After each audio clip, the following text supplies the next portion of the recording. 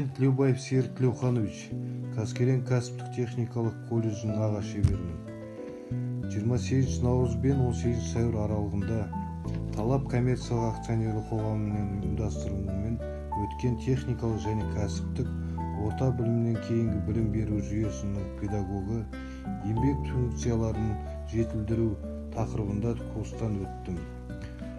Курстан өту барысында мен жұмыс бағдарламасын құрастыруды, функционалды карта, БОПС модель бойынша сабақ жоспарын құру, Google форматында тест құрастыру, инклюзивті білім беру жағдайында жұмыс жоспарын құрастыруды үйрендім. Сәуір айының 4 мен 7 аралығында ТУ Алатау Прогресс КЗ тағылымдамадан өттім. Тағылымдамада теориялық білімді практика жағдайында жетілдірдім. Курс тақырыптары өте қызықты және өте өзекті болды. Курсты өткізген тренерге, ұйымдастырушыларға алғыс айтамын.